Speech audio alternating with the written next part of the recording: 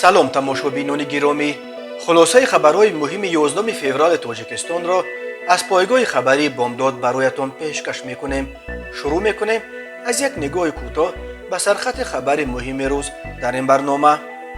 парвандаи чоршанбеевро ба додгоҳи ноҳияи Сомонӣ фиристоданд. Ораз Вазирбеков: агар ман дар Тоҷикистон пайдо шавам, донед ки бо хости худам нарафтам. видео аз ҷои ҳодиса. дар Москав ду корманди пулисро латукуб карданд. боздошти як муҳоҷири тоҷик бо санадҳои қирғизии қалбакӣ дар Русия.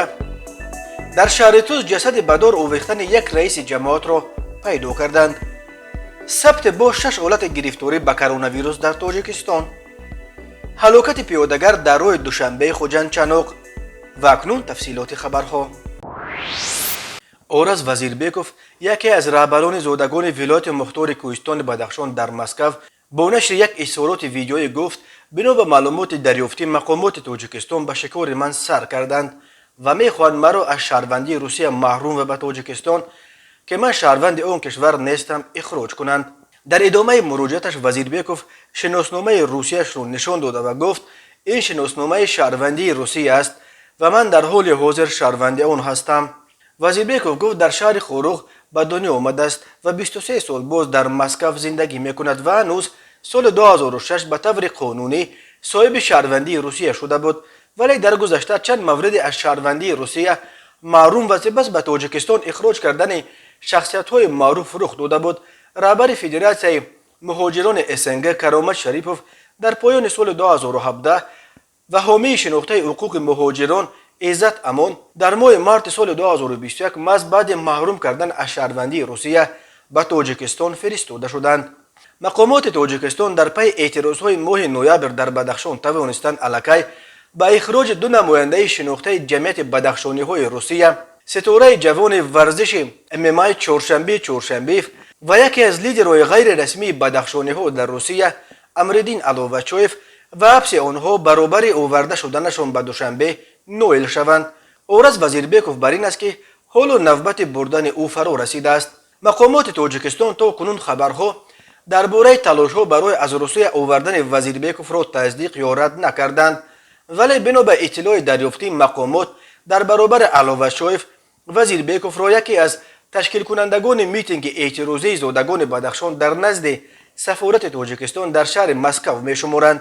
шоми 25 ноябри соли 2021 бо талаби ба ҷавобгарӣ кашондани омилони куштори сокинони ноҳияи Рӯшқала Гулбиддин Зиёбеков дар назди бинои сафорати Тоҷикистон ҳазорон нафар аз зодагони Бадахшон гирди ҳам омаданд, ки то имрӯз яке аз бузургтарин гирдиҳамоиҳои эътирозии зодагони Тоҷикистон дар Русия ба шумор меравад. мехоҳам изҳор бидорам, ки дар тӯли ҳамин соле ки ман дар Русия зиндагӣ доштам, ман ягон ҷиноят содир накардам ва узви ягон гурӯҳи ҷиноӣ ҳам набудам. ман соҳибкори инфиродӣ ва ҳамзамон ба сурати ихтиёрӣ ба фаъолиятҳои ҷамъиятӣ низ машғул буда кӯшиш мекунам то тартиботро дар дохили ҷамъияти помириҳо нигоҳ бидорам. тамоми фаъолияти ман дар моҳҳои охир ба он равона шудааст, ки пеши рӯи ҳамлаи мақомоти Тоҷикистон болои мардуми Бадахшонро, ки ман ҳам ҷузъи амин мардумам, бигирам. ин на зидди қонунҳои Русия ва на зидди қонунҳои Тоҷикистон, вале чунин ба назар мерасад, ки бархе хеле мехоҳанд, ки ҳамаи мо хомӯш бишинем, изҳор дошт лидери ғайрирасмии ҷамъияти бадахшониҳои Русия. ӯ афзуд, ки агар ба ногоҳ дар Тоҷикистон пайдо шавад, бидонанд, ки мақомот ба мақсади худ ноил шуданд ва ӯро маҷбуран бурданд. мехоҳам ба сами ҷомеа бирасонам, ки ман нақшаи сафар ба Тоҷикистонро надорам ва дар сурати ғайб задану дар қаламрави Тоҷикистон пайдо шудани ман ҳама бояд бифаҳманд, ки ин бархилофи хости ман рӯй додааст. ораз Вазирбеков дар поёни изҳороташ гуфт: ҳамчун шаҳрванди Русия аз мақомоти ин кишвар тақозо мекунад, ки амнияти ӯву наздиконашро таъмин кунанд. ораз Вазирбеков аз маҳаллаи Упидаи шаҳри Хоруғ аст ва ӯро вориси Имомназар Имомназаров, яке аз лидерҳои ғайрирасмии пурнуфузи Бадахшон, ки тобистони соли 2012 кушта шуд, мешуморанд. зодагони Бадахшон дар Русия ораз Вазирбековро яке аз лидерҳои асосии ҷамъияти бадахшониҳо дар ин кишвар ном мебаранд ва мегӯянд ӯ дар ҷамъият нуфузи зиёд дошта, дар гузашта барои ҳалли чандин мушкили зодагон аз ҷумла муноқишае ки бо чеченҳо бархоста буд, мусоидат кардааст. ولی در اظهاراتش عرض وزیربکوف تنها امین قدر میگوید که به صورت اختیاری به فعالیت‌های جمعیتی نیز مشغول بوده کوشش میکند تا ترتیبات را در داخل جمعیت پامیری‌ها نگاه بدارد. منابع آگاه از رفت تفتیش پرونده چهارشنبه ورزشگر MMA از ولایت مختار کوهستان بدخشان به رادیوی آزادی خبر دادند که تفتیش پیشکی این پرونده پرسر و صدا علاقه به انجام رسانیده شده. پرونده برای بررسی به دادگاه نویه اسماعیل سامانی شهر دوشنبه فرستاده شده است. در دادگاه نویه اسماعیل سامانی تصدیق کردند که پرونده چهارشنبه به دست آنها رسیده است. مسئولان دادگاه گفتند درباره آغاز مرافعه به وکیلان مدافع و پیوندان ورزشگر خبر خواهند داد. به گفته این منابع از جمله پیوندان ورزشگر و مسئولان ائتلاف ضد شکنجه که ادوکات‌های امین سازمان از حقوق چهارشنبه حمایت می‌کنند، تفتیشات اتهام برانگیختن کینه و عداوت ملی و محلگرایی را از عیبنامه ضد چهارشنبه برداشته است و حالا ورزشگر تنها به دعوت‌های عمومی به تغییر دادن ساخت کنستیتوسیونی تاجیکستان عیبدار می‌شود. خود چهارشنبه و نزدیکانش این اتهامات را رد می‌کنند. بر اساس ماده 307 کودکس جنایتی تاجیکستان به ورزشگر از 8 تا 15 سال زندان تهدید می‌کند. در کردارهای چهارشنبه آن علامت‌های جنایتی جای ندارند که به برانگیختن خصومت نژادی، ملی، منطقوی، دینی، پس زدن شأن و اعتبار نژادی یا منطقوی آورده رسانده باشد. از این رو ماده 189 از پرونده او برداشته شد. گفته است یک منبع آگاه از پرونده به قول او پرونده چهارشنبه اساساً بر پایه ویدیو است که او در آن در واکنش به هلاکت گلبدین زیابکوف و چند ساکن دیگر بدخشان در حادثه های ماه نوامبر سال 2021 میگوید باید بر ضد بی‌عدالتی اعتراض کرده همه افرادی که در مرگ مردم بیگناه دست دارند به جوابگری کشیده شوند. همصحبت آزادی گفته است که مقامات این سخنان ورزشگر را همچون یک دلیل دعوت به سرنگونی حاکمیت ارزیابی میکنند. دادگاه باید این را معاین کند که آیا حرفهای چهارشنبه دعوت به سرنگونی حاکمیت است یا نه. افزوده است وی چهارشنبه 26 سال داشته، زاده ولایت مختار کوهستان بدخشان و یکی از ستاره‌های ورزش پاپ MMA یک نوع جنگ‌های بدون قاعده است که سالهای آخر در روسیه زندگی و هنرنمایی میکرد.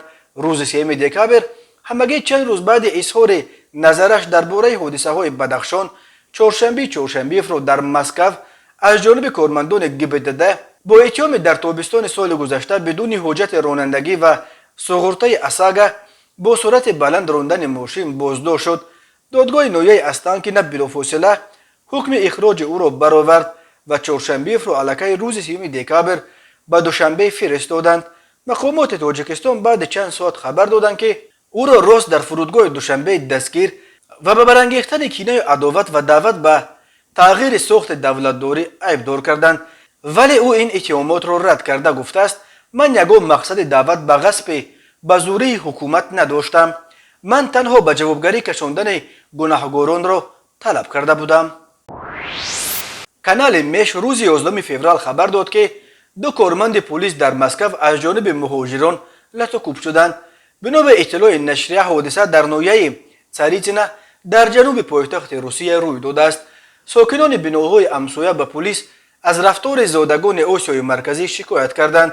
کارمندان پلیس به جای حادثه آمده 2 جوان مست لایقیل را دیدند که در میدانچه کودکانه به شراب نوشی ادامه میدادند.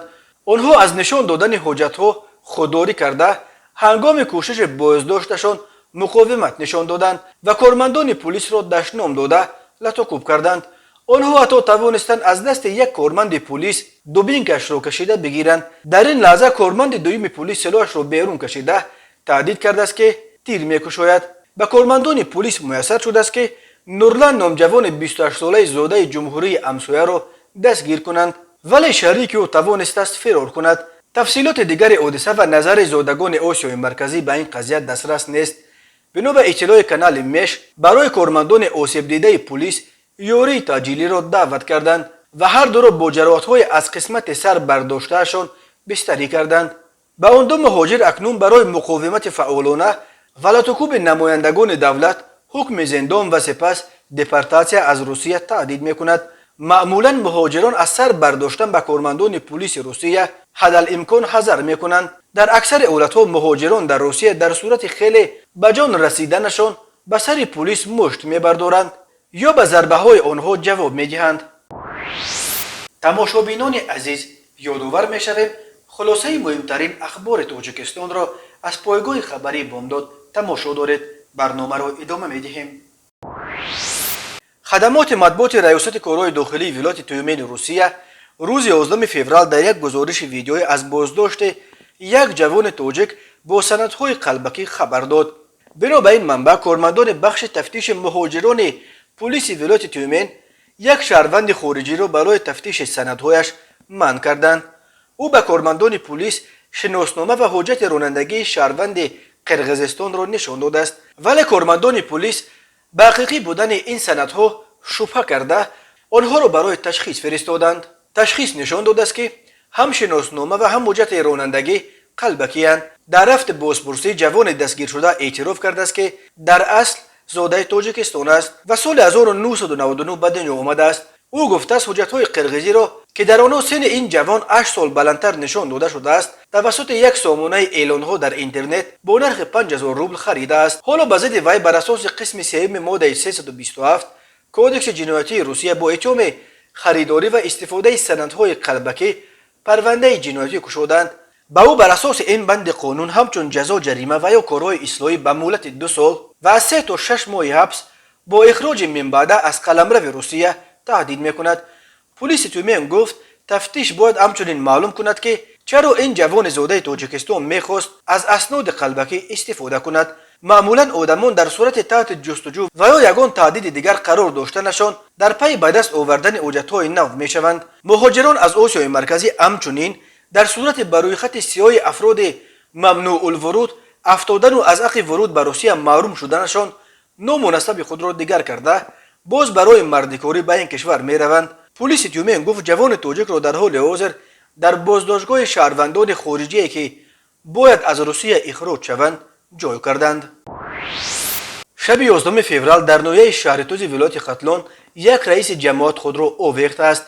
یک منبع از حکومت شهرتوز به خبرگزاری از پلیوس با تصدیق این خبر گفت شب 11 فوریه سال 2022 جسد آویخته خوشقدم نادروف رئیس جماعت دهات جوره نظروف نویه را آویخته پیدا کردند.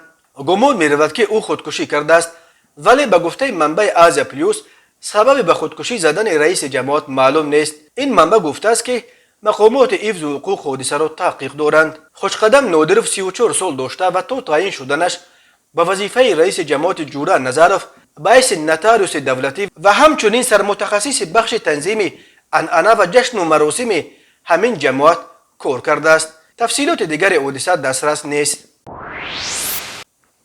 وزارت تندرستی تاجیکستان شام 2 فوریه خبر داد که در یک شبانه روز آخر در کشور باز 6 مورد سرایت شهروندان به ویروس نو کووید 19 ثبت شده. در این زمان 5 نفر از آنهایی که قبلا به این ویروس گرفتار شده بودند شفا یافتند. بنا به آمار رسمی وزارت از آغاز پاندمی تا شام 2 فوریه شماره عمومی گرفتار شدگان به کرونا ویروس در تاجیکستان به 17367 نفر رسیده. از این شمار 17218 نفر یا 99.1% از جمع سرایت شده و شفا یافتند، ولی 124 نفر متاسفانه فوتیدند.